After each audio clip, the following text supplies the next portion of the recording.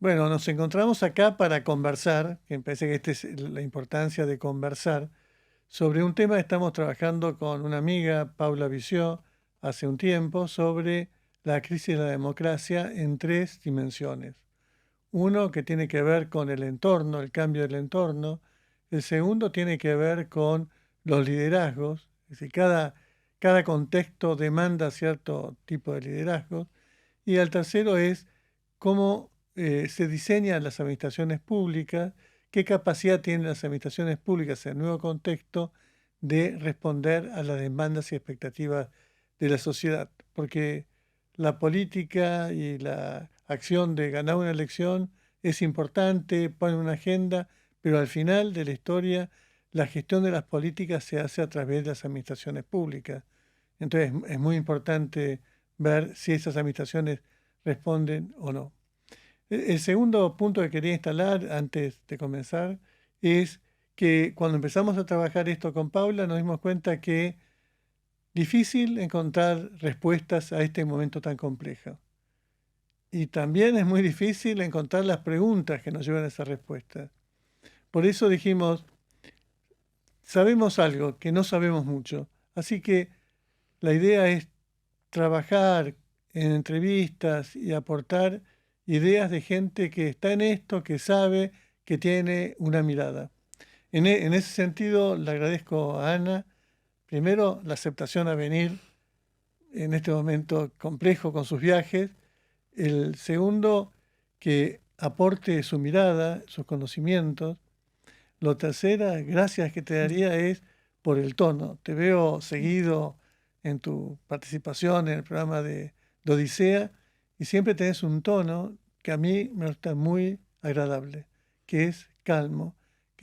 Dos cosas, que es calmo, sereno y poco petulante, que no es fácil en estos mundos. Así que tres gracias, como sería la audición. No, a vos por la invitación y obviamente, bueno, las preguntas que tenés vos son las que tenemos todos, ¿no? Que creo que cada uno desde su profesión, desde su oficio, las encuentra, ¿no? Encuentra que estamos en un mundo muy cambiante, al que todos estamos tratando de encontrarle un sentido. Así que creo que el trabajo es muy bienvenido y muy apropiado para este momento en el que estamos. Sí, creo que es una búsqueda en que nos tenemos que juntar para pensar, ¿no? Y ese es el propósito de este encuentro que participamos con un amigo como Carlos Lazzarini que ofrece este espacio para esta conversación. Ujú. Entonces, arrancando y aprovechando, porque sé que tenés un tiempo escaso, me gustaría en el primer eje pensar en qué momento estamos. Fines del siglo XX, hablaba Bauman de un mundo líquido, de un mundo a veces gaseoso, en donde lo físico perdía importancia frente a las ideas, donde las empresas en el siglo XX valían por el stock de capital que tenían y hoy valen por el stock de ideas, difícil de medir. Pero parecería que ahora estamos volviendo atrás. Estamos volviendo a un mundo que se desarrollaba en todo el territorio a un mundo que vuelve a la idea del Estado Nacional. Es decir, ¿se está solidificando esa visión de Bauman del mundo líquido o es un momento para reconstruir de vuelta las relaciones entre los países, las personas? Bueno, claramente hay algo que está ocurriendo, ¿no? Vos abrís el diario ayer y todos los días es una noticia, ves una noticia que parece ir en contra de lo que creíamos establecido, ¿no? Trump le saca la ayuda a Ucrania, ahora recién escuchaba que anunciaba que iba a negociar directamente con Hamas sin la participación de Israel. En el caso de Argentina, que es lo que nos toca más cercanamente, bueno, muchos cambios en lo que habían sido las políticas históricas y tradicionales, la posición de Argentina en muchas de estas cosas. Me parece que estamos en un momento de ruptura. ¿Qué quiero decir con ruptura? En un momento donde la insatisfacción acumulada durante muchos años se empieza a traducir en gobiernos y modelos, digamos, políticos que vienen a romper con mucho de lo establecido, con la autorización de la sociedad que les dice, ok, rompe, ¿no? Cosas que creíamos que eran irrompibles, bueno, de repente las pueden romper. Por supuesto que romper es mucho más fácil que construir, pero creo que todavía estamos en esa fase de demolición, donde se van a romper cosas que hay que romper y bueno, y por ahí se rompe un caño, ¿no? Y se genera una inundación. Las dos cosas pueden pasar al mismo tiempo. ¿Y por qué ocurre eso? Bueno, hay como un rechazo al status quo. Todo lo que es percibido como statuquista genera rechazo. Por supuesto, no unánime, pero genera grandes bolsones de rechazo. Y las instituciones, no hay más status quo que las instituciones, ¿no? Porque las instituciones están justamente para preservar el orden. Y fíjate que lo que se da es algo muy interesante que empieza a cambiar. Históricamente, la que rompía el status quo, la que rompía las instituciones, era la izquierda, la que venía a desafiar el orden de las cosas. Y la derecha solía ser una derecha conservadora, que quería conservar el orden establecido. Y hoy lo que vos ves son las derechas rompiendo el orden establecido, mucho más que las izquierdas que quieren decir, no, para, conservemos mucho de lo que tenemos, no avancen más allá de las instituciones, no avancen más allá de estos acuerdos. Y ese es un cambio muy grande que se está dando y creo que no dimensionamos todavía hasta dónde puede llegar, ¿no? Vos decías que me parece muy interesante que es un momento de ruptura, de reacción, y que es más fácil romper que construir.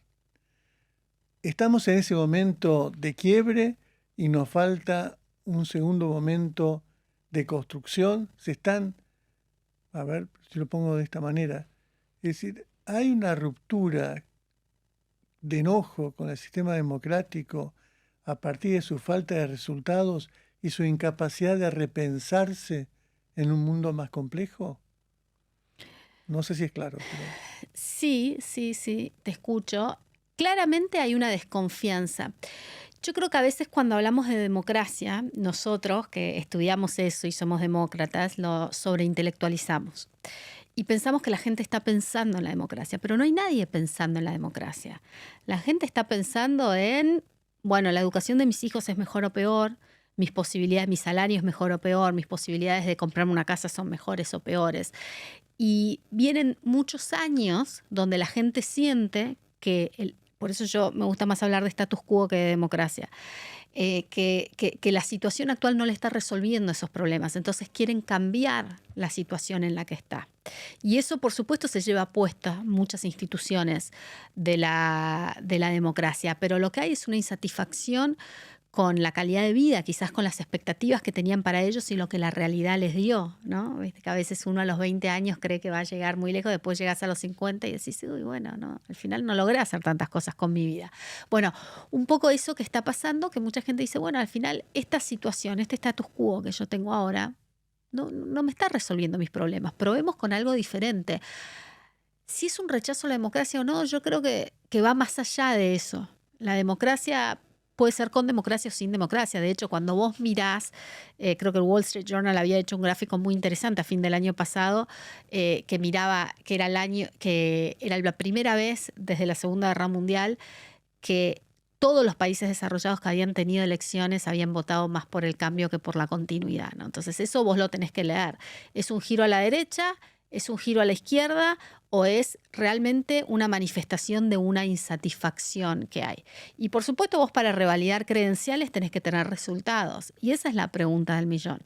Me parece que hay una decisión de rechazar lo que vino hasta ahora porque no produjo los resultados acertados. Le dan el voto de confianza a una alternativa diferente por derecha y por izquierda, por los dos lados está ocurriendo.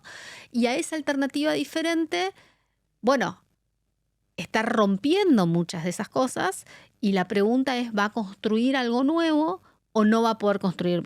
Y al final, para revalidarse en el tiempo, va a tener que mostrar esos resultados y creo que por ahora podemos decir que no los han mostrado, ¿no? Algunos, vos tenés a Bukele en El Salvador, que muchos consideran, más allá de la pérdida de democracia que hay en el país, que consideran, bueno, él tiene un resultado muy concreto que mostrar en términos de seguridad, ¿no? Que la gente siente y dice, yo estoy dispuesto a intercambiar libertades, intercambiar Estado de Derecho por mayor seguridad. hace ese balance en la cabeza de la gente y toma esa decisión. En Argentina, hoy también, Milei está teniendo una reivindicación porque logró bajar la inflación y por ahora le están diciendo, bueno, yo hago el balance y ese balance me da positivo, ¿no? Vos bajaste la inflación, sí, yo tenía un montón de otros problemas que no me resolviste, pero te ganaste un poco más de tiempo, de crédito porque lograste hacer eso. La pregunta es que eso tampoco va a lograr calmar del todo el deseo de cambio, ¿no? Tiene que seguir revalidándose con resultados. En política nadie te agradece lo que ya hiciste. Te preguntan qué es lo próximo que vas a hacer por mí. Está claro, es una máxima. Ujú. La gente vota futuro y descuenta los logros alcanzados. Ese es el tema de la política. Siempre un mundo insatisfecho, que es lo que hace crecer a las sociedades. Ujú. Está insatisfecho.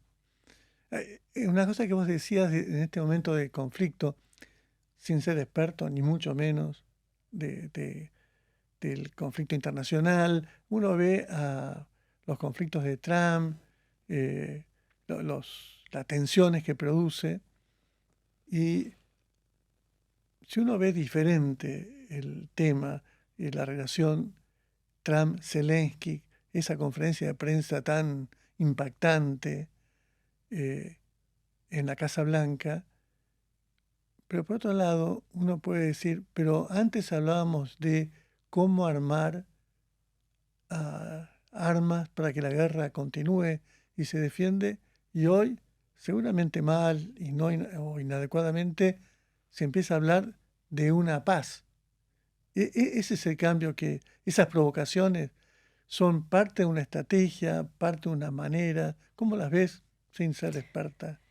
Es interesante. Yo lo leería mucho más, por ahí es un sesgo mío, ¿no? Pero en función de la política doméstica norteamericana, más que en una gran estrategia geopolítica de Trump.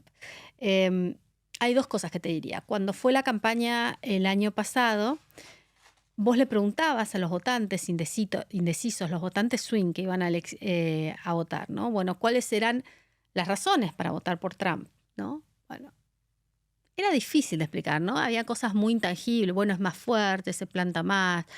Pero había una cosa que decían una y otra vez, y era que iba a ser mejor en relaciones internacionales. Raro, porque la gente en general no es una variable que considera a la hora de votar, ¿no? Las relaciones internacionales, salvo en contextos muy específicos donde hay una guerra o algo así. Entonces, rascabas un poquito más y decías, ¿y por qué va a ser mejor Trump? Decían, bueno, porque es loco. Y como es loco e impredecible y puede hacer cualquier cosa, los otros líderes lo van a respetar y no se le van a animar. Pero entonces no era, lo voy a votar en relaciones internacionales porque es un gran estratega, es un Churchill que tiene una visión geopolítica. No, es un loco que entonces los demás se van a frenar. Y vos fíjate que lo que está haciendo en relaciones internacionales es mostrar una y otra vez que está loco y que puede hacer cualquier cosa y entonces acomódate porque yo no tengo límites y puedo hacer cualquier cosa y que explote el mundo. Ahora, ¿cuál es ese límite o no? Creo que lo estamos empezando a experimentar, ¿no? Un primer Trump es muy diferente del Trump que estamos teniendo ahora. Y la segunda pregunta que yo pondría sobre la mesa es, bueno, ¿cuál es su mandato? Si viste el discurso del State of the Union de él de ayer, pareciera que tenía un mandato universal sin límites para hacer lo que se le dé la gana, pero eso no es cierto. Y tampoco es cierto, vuelvo al caso de Milei en Argentina, tampoco es cierto que tiene un mandato extenso. Él tuvo un mandato muy claro en Argentina, ¿no? Vos tenés que bajar la inflación y tenés que hacer sufrir a los políticos que me trajeron hasta acá. Ese era su mandato, ¿no? Hacer sufrir a la casta, reducir ese gasto de todos los privilegiados que mientras yo estaba encerrado en pandemia seguían cobrando y no tenían que ir a trabajar. Bueno, un montón de cosas que se añaden. Ese era el mandato de Milei, no era todo el wokismo de Davos, el anti-wokismo del que fue a hablar en Davos. Ese no era su mandato, se va del mandato con eso. Y yo creo que lo penaliza la sociedad, porque se va, no te elegimos para eso. Eso en cuanto a Milei.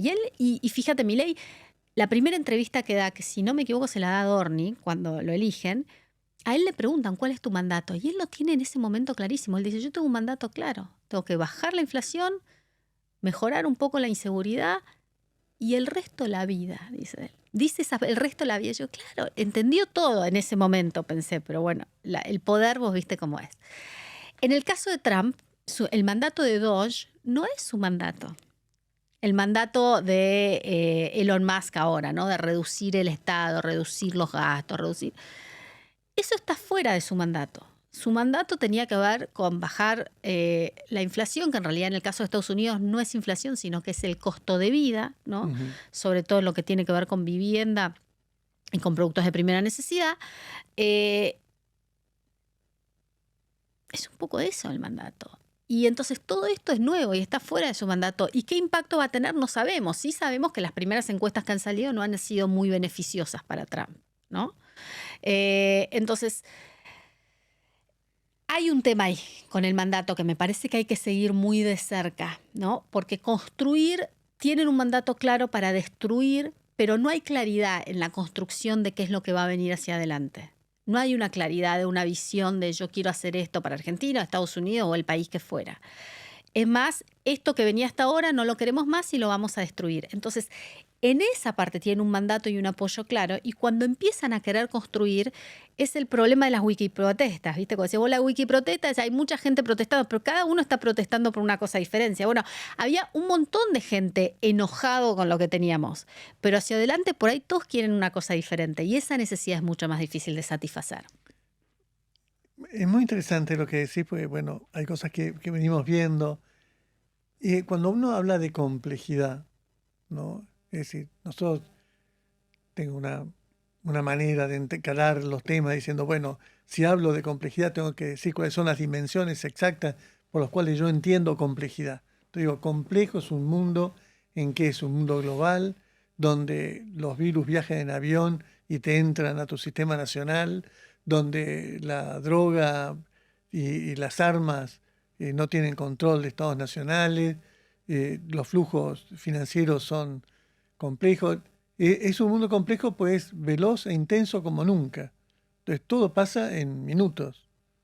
Digo, ya nadie puede estar oculto porque un celular te expone permanentemente.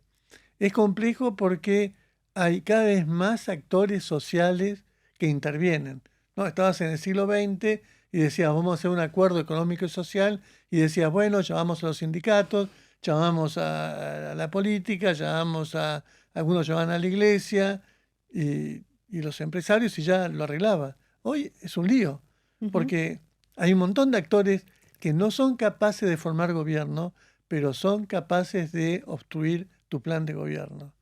Entonces, ahí hay un desafío de complejidad. Y la cuarta que vos decías, que me parece muy interesante, es que las demandas de la sociedad ya no son como las viejas demandas de los partidos progresistas de izquierda, satisfacer necesidades básicas. Las necesidades son cada vez más complejas, se segmentan, la gente se formó más, aunque haya pobreza, hay más formación y la demanda se hace más sofisticada frente a una política no muy sofisticada.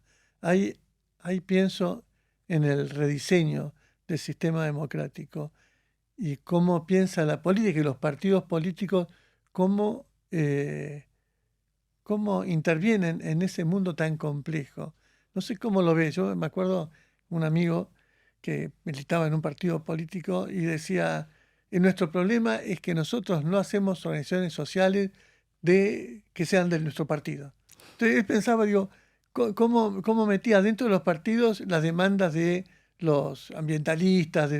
Bueno, ¿cómo hace la política para enfrentar tanta complejidad si está preparada? ¿Cómo estás viendo el sistema en este tema del rediseño? Es un desafío. El otro día yo hablaba con un dirigente partidario acá en Argentina que me decía, bueno, mi voto, a mí me votan los peronistas y también me votan no me acuerdo de qué partido era, pero los radicales. Yo le digo, no te votan. ¿Cuántos son peronistas? ¿Vos cuántos puntos sacaste? 30. ¿Y vos creés que el 30% de la sociedad se considera peronista o radical? Eso nos llegan al 5, 10 de los que se autoidentifican como peronistas o radicales. Peronistas un poco más, por supuesto. Entonces, hay algo ahí donde, bueno, ya la gente no se autopercibe en función de su partido político. Y cuando yo empecé a estudiar ciencia política y empecé a trabajar en esto, había un moto que se repetía, ¿no? Que era en función de trabajos que se habían hecho académicos. Y era, bueno, una persona que vota 2 veces por el mismo partido, vota siempre por el mismo partido, ¿no? Si vos lograbas que una persona te vote en 2 elecciones seguidas ese partido, ya está. Ese era Tuyo. tuyo, para siempre. No podía cambiar nunca más. Y después, bueno, todo el estudio de qué porcentaje de los hijos votaban igual que los padres, ¿no? Cuántos se desviaban del camino de los padres y cuántos lo mantenían. Bueno, hoy fíjate que lo que vos ves son 2 cosas. Uno, la fluctuación del voto, que es abismal, en países con partidos más estables un poco más, ¿no? Digo, que en países donde los partidos se van rediseñando. Y segundo, que empieza a haber una transferencia del voto inversa de los hijos hacia los padres. En Argentina lo vimos claramente, pero no es el único país de América Latina donde ocurrió eso, ¿no? Donde los jóvenes ven un nuevo fenómeno, se animan, lo votan y después eso decanta hacia las generaciones mayores. Pero yo te agregaría otra cosa que a mí me resulta mucho más interesante y desafiante en este momento, es que cambiaron los medios de comunicación, los modos de comunicación. Y eso tiene un impacto directo en la cultura. Hay un montón de, bueno, libros, gente que se dedica a analizar eso más técnicamente, ¿no? Pero esta idea de que vos cambiás los modos de comunicación y eso te cambia la cultura. Y el cambio drástico que hemos tenido en los modos de comunicación, creo que todavía no estamos al tanto de eso. Vos fíjate, en la campaña presidencial, Trump se cierra en un podcast como este, de Joe Rogan, casi como este. Pero cierra en un podcast, ¿no? Y eso está mucho más disgregado. Y los medios, las redes sociales están hechas para que la interacción que se valide sea la interacción de las emociones fuertes. ¿Y qué es lo que genera emociones fuertes? Bueno, lo que genera emociones fuertes es el debate, ¿no? Cuando hay contradicción, cuando hay pelea, cuando hay algo que no es políticamente aceptado. Las teorías conspirativas, yo siempre digo, es muy fácil denostar las teorías conspirativas. A mí no me gustan, yo no creo en las teorías conspirativas, pero yo me acuerdo después de la pandemia, hacía grupos focales en Brasil, en Argentina, en Bolivia, en Perú, en Estados Unidos, y en todos lados te repetían lo mismo. Acá el problema es que la vacuna la creó Bill Gates y ahora el virus lo creó Bill Gates y ahora nos está inoculando esta vacuna para que con la vacuna nos pueda poner un chip para seguirnos a donde... Bueno, y te lo repetían textual en todos lados. ¿Por qué eso es tan efectivo? Bueno, eso es efectivo porque de alguna manera empodera a quien es dueño de esa verdad. Quien es dueño de esa teoría conspirativa por un ratito tiene una información de privilegio y sabe más que los expertos. Aquel que no tiene nada, en el que nadie confía, de repente la teoría conspirativa le... Entonces, no digo que no tengamos que luchar contra eso, no digo que sea, pero tenemos que entender de dónde viene y por qué viene. No viene porque la gente es tonta, porque es mala, porque es muy fácil denostarlo así. Lo que hay es grandes segmentos de la población que están excluidos, que no son escuchados y que están ahí y que se van a expresar de alguna forma y que hoy tienen vehículos a través de la nueva estructura de comunicación que hay para expresarse. A mí, por ejemplo, me parece fascinante el caso de los copitos que le dispararon a Cristina. Me parece que el peronismo todavía no entendió, el kirchnerismo, Cristina no entendía cómo estos, pero no son ricos, no es Clarín, no es Mañeto el que me disparó. Y entonces estos tipos que venden copitos en la calle o andás a ver qué vendía, de repente no hay una gran conspiración internacional para matar la Cristina, es este loco que solo decidió que lo iba a hacer. Entonces me parece que tenés todos estos grupos que se expresan y que hoy tienen canales para expresarse y que lo que funciona en esos canales para expresarse tiene que ver con la controversia, tiene que ver con aquello que no es el status quo y volvemos al primer punto, aquello que desafía la forma universal de pensar. Sí, está claro. Hay una frase que me gusta mucho, es que mi mejor jugada depende de la jugada del otro. Por lo tanto, si no lo entiendo, estoy perdido. Y la otra es, si yo le pongo mi explicación al otro, perdí, porque yo seguramente, si me equivoco...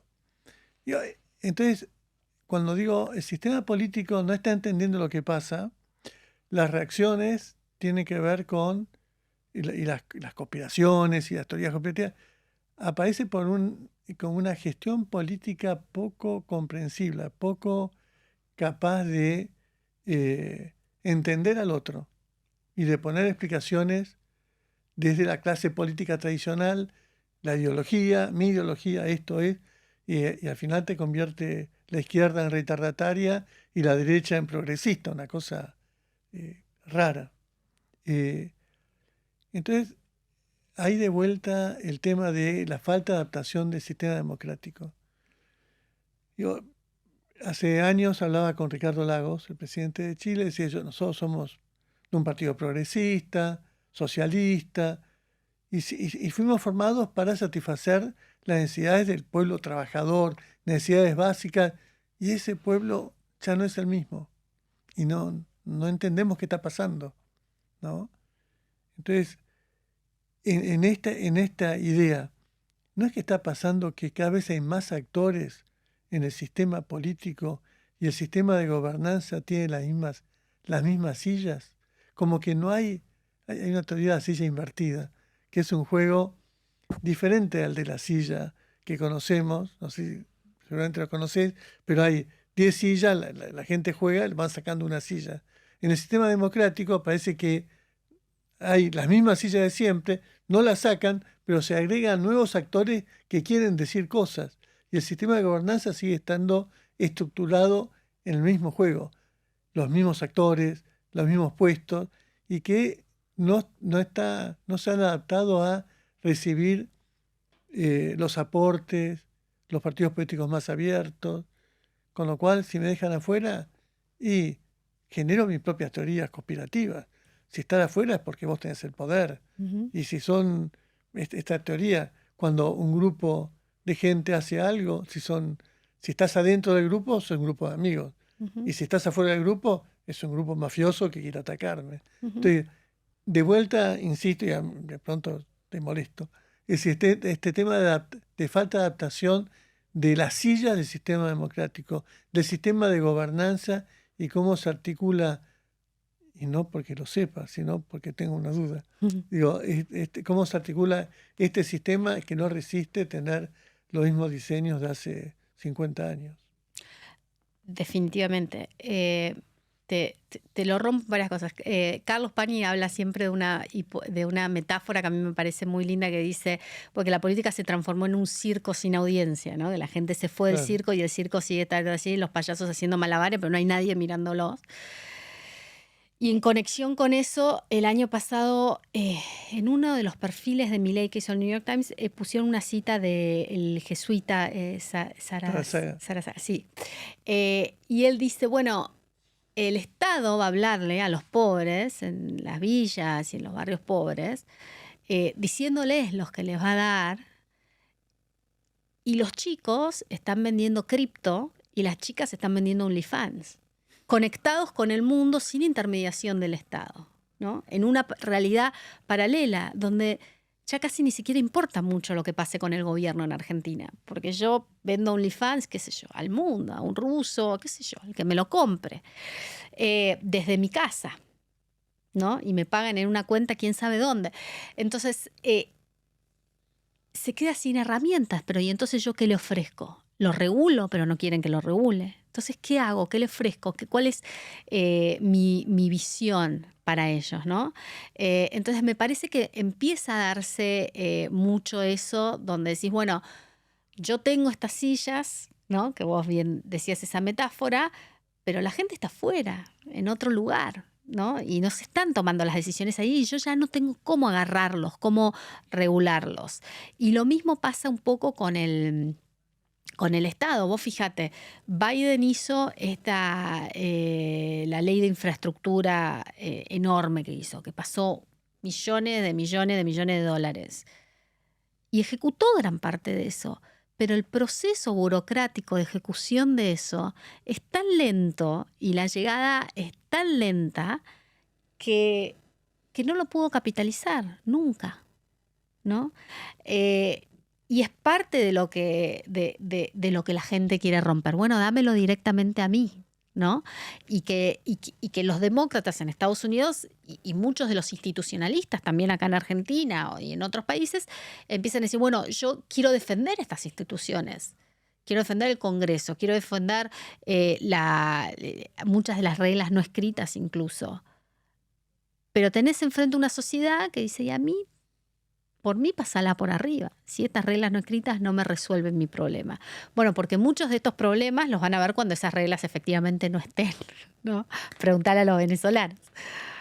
Claro, el tema es anticipar y entender el juego. Es decir, a lo que vos decías, que Pani decía esto, Pergolini me pareció una persona interesante cuando dice, ¿dónde están las audiencias? Entonces, hacen... Pero para poner un cantante que lo vean millones de personas, tienen que ir a un acto donde juegan chicos o a juegos electrónicos que juntan 600 millones de personas. Es decir, ahí está la audiencia. Entonces, anda a buscar la audiencia.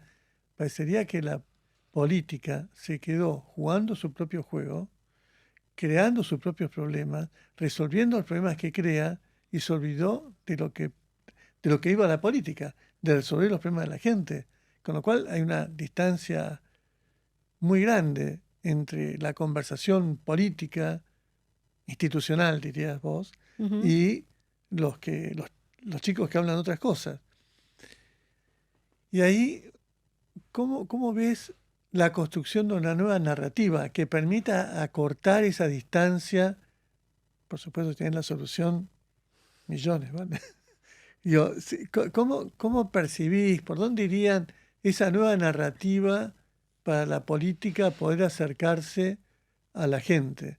Porque al final se trata de eso, de ser representantes de la gente. Y eso se rompió. Yo tengo una visión en donde, de haber participado en las cumbres de comunicación política, hemos tanto hablado de cómo se consigue el poder y tan poco de cómo se resuelven los problemas de la gente.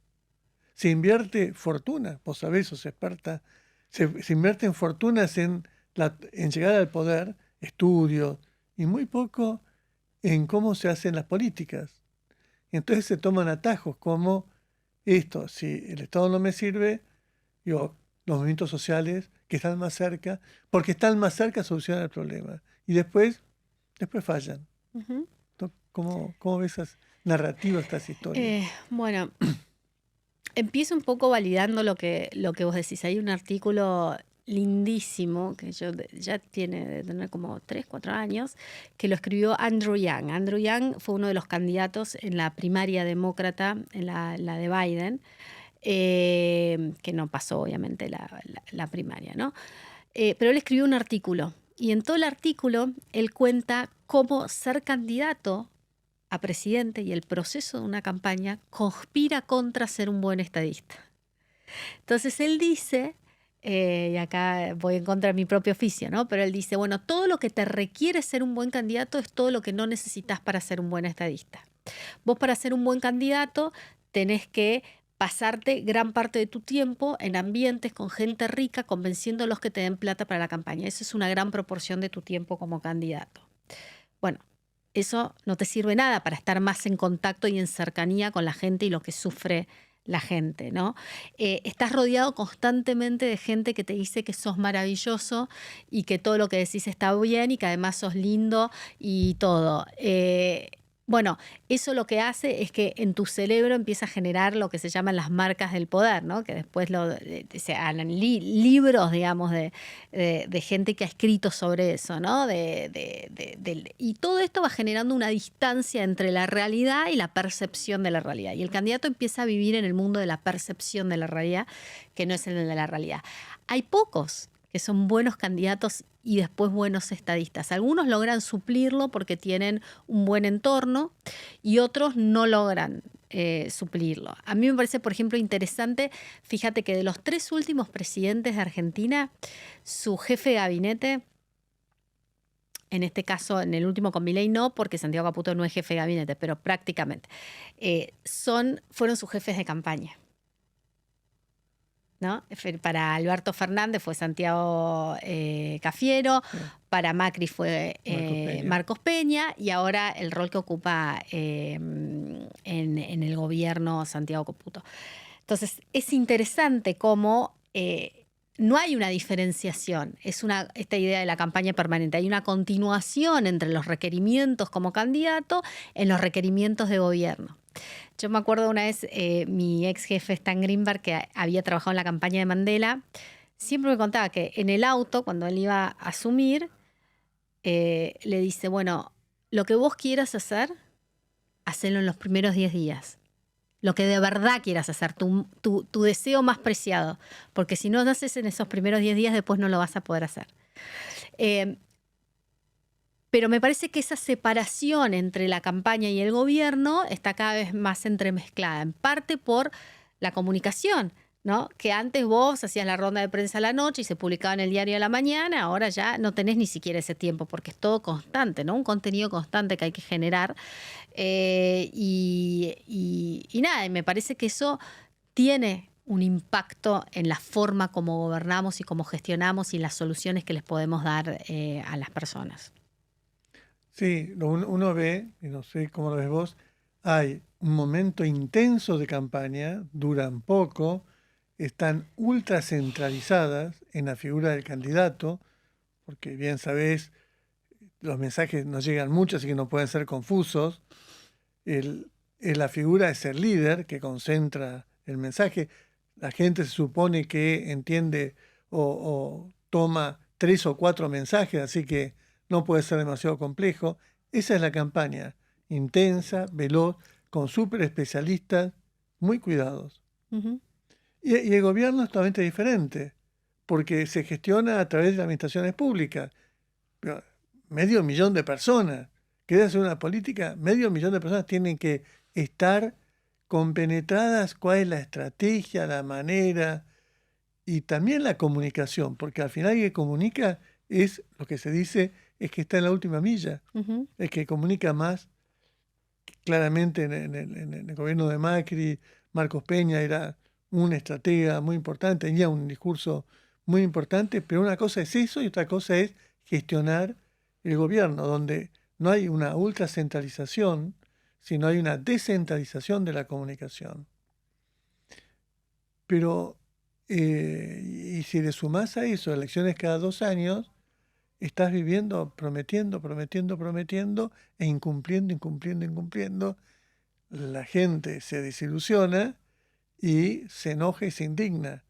Y además tenés series de televisión que te muestran la indignidad de la política. Uh-huh. Es un combo difícil para la política. Difícil. Vos me preguntabas recién el tema de las narrativas. Bueno, ojalá la tuviera, ¿no? Creo que muchos estamos buscando cuál es la narrativa para, bueno, contrarrestar algunos de los avances de las últimas elecciones. Ahora, yo sí creo que tenemos algunas pistas, si bien todavía me parece que no está claro cuál va a ser la narrativa que va a funcionar. Me parece que hay mucho que tiene que ver con la nitidez. Vos recién hablabas de que no hay tiempo. Bueno, hay que ser muy nítido, ¿no? En lo que vos querés y en lo que vos no querés, y en lo que sos y en lo que no sos. Ahora, eso no significa que vos tenés que tener nitidez en todo. Significa que vos tenés que tener algunas directrices básicas que son muy nítidas y que vos no cruzás. A mí siempre me gusta decir que el ejemplo de Cristina, ¿no? Cuando te dicen, bueno, ¿cómo puede ser que ella hablaba de los más pobres con un reloj que valía más de lo que iban a ganar en toda su vida y una cartera que...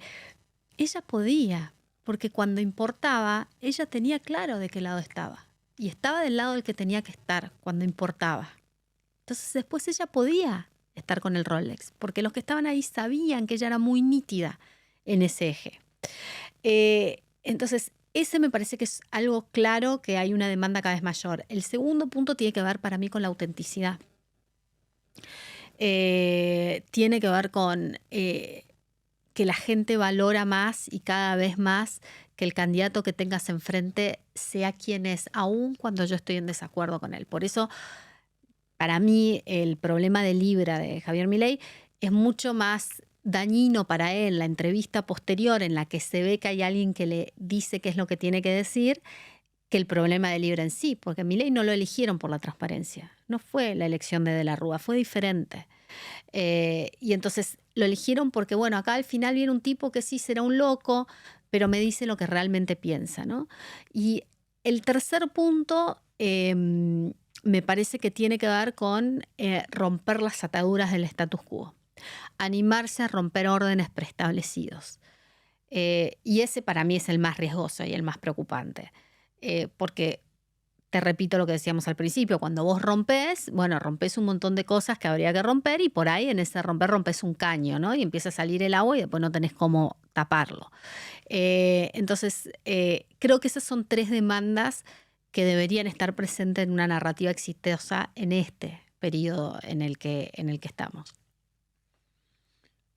Ya para ir terminando, porque no sé qué hora es y sé que tenés tu límite, pero como no uso reloj, no sé. Hay un... Vos dos estás más volcada a analizar campañas, a asesorar en la parte de ese tramo de cómo ganamos el poder. Después está el tema de cómo lo vamos perdiendo día a día, ¿no? En la gestión. Pero en esta historia de tomar poder y mantenerlo, ¿cómo ves? Y agrego, entonces para eso haces estudios, focus group, tratás de entender, ¿sí? ¿No ves? Es una pregunta, con cierta afirmación. ¿No ves que hay administraciones públicas, hay un montón de contactos entre los gobiernos, el Estado y la gente, interactúan permanentemente y ahí se pierde la capacidad de escuchar y tener claro qué le está pasando a la gente en términos de satisfacción? Porque al final, como decía el líder chino, ¿qué me importa de qué color son los ratones? Los gatos, me importa que cacen ratones.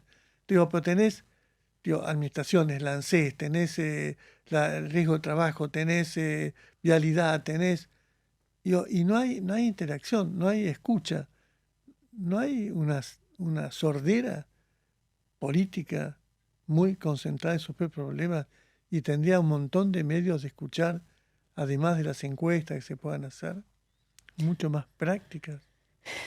Sí, lo que pasa es que ahí siempre tenés el problema, ¿no? De cómo llega esa información desde, no sé, la oficina de ANSES de Calamuchita, cómo escala y llega a la persona que tiene que tomar la decisión, ¿no? Y cuáles son los intereses de la persona que está ahí tomando la queja en la oficina de Calamuchita son muy diferentes de los que tiene la persona que toma las decisiones, ¿no? Yo por ahí estoy en esa oficina, llega alguien y se queja, ¿no? Porque el formulario, es decir, yo te doy un ejemplo claro. Yo tengo que comprar todos los meses unos remedios para mi hija. Cada vez que los voy a comprar a la farmacia, tengo que llenar de puño y letra 6 formularios iguales. Nombre, apellido, DNI, dirección, obra social, 10 casilleros, en 6 formularios diferentes. Cada vez que voy, me quejo y le digo, te lo voy a llenar. ¿Y qué es lo que Bueno, finalmente se los lleno porque necesito llevarme el remedio. Mi costo de ir a escalar eso a alguien que le vaya a llegar ese mensaje es altísimo. Yo me tengo que ir a hacer la queja en no sé dónde, no sé ni a dónde la tendría que hacer. Y el costo de la farmacéutica es mucho más alto dándose vuelta a llevarle esos formularios a alguien que diciéndome a mí, bueno, no sé, firmalo, yo no tengo nada que ver, ¿no? Entonces, así hay un descalabro de acumulación de cosas en el Estado que nadie las está pensando y que le van molestando la vida al ciudadano. Y la pandemia, que yo creo que todavía no terminamos de dimensionar el impacto de eso, fue el sumum de eso. El sumum de decisiones que no tenían ningún sentido y que te las imponían y que vos como ciudadano no tenías dónde quejarte, no tenías que hacer, no tenías, bueno, hasta que salían algunos a quejarse con la cacerola o de las manifestaciones, pero ya tardío. ¿no? Entonces, de un Estado que tomaba decisiones sin realmente ver lo que le pasaba a la gente con esas decisiones que tomaba.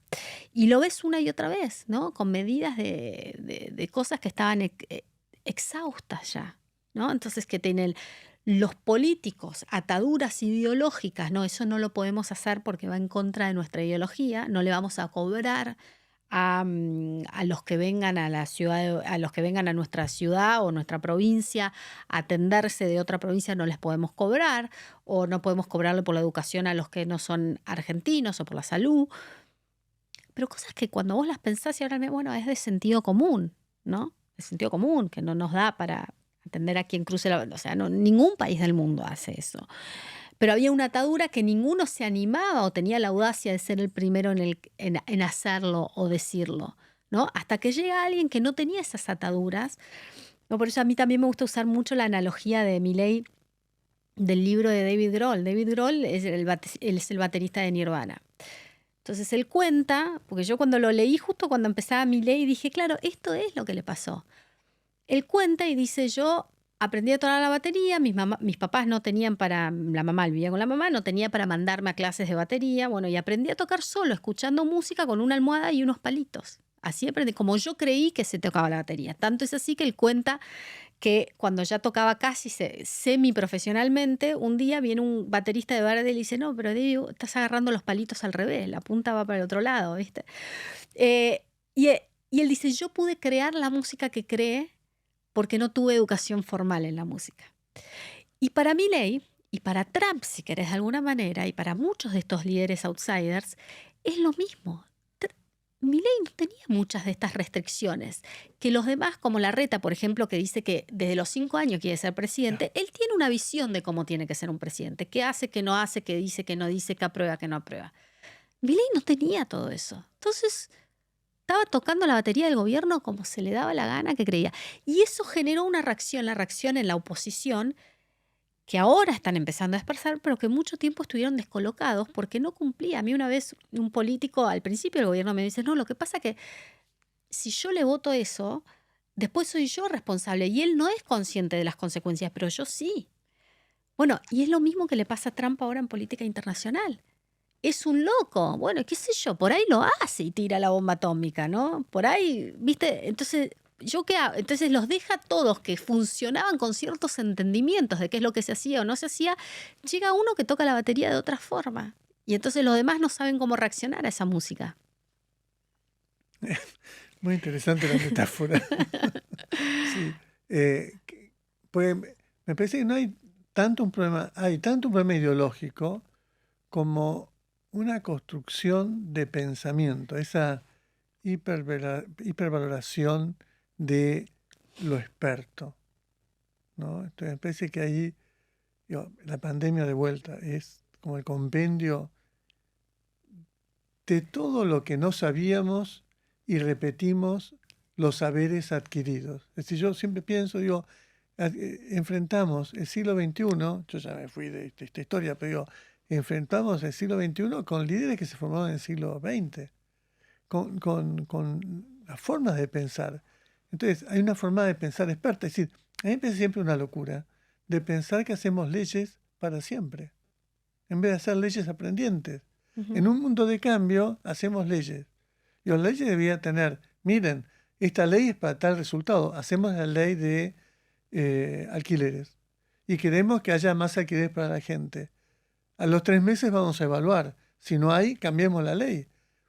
Pero hay una necesidad del experto. En el tema de la pandemia buscamos al experto en bichitos. Y en realidad era un problema más complejo. Entonces, hay un problema ideológico y un problema conceptual que está por detrás, que tiene que ver cómo fuimos formados y cómo fueron formados los dirigentes para tomar decisiones. Y eso es de vuelta, a lo mejor me pongo repetido, en esta necesidad de repensar toda la historia y de adaptación a este nuevo entorno tan complejo. Pero bueno, por ahí vamos. Yo te agradezco muchísimo esto porque vos tenés una visión muy interesante. Vivís en Argentina, vas a Estados Unidos hoy es como un cambio fenomenal lo que está pasando.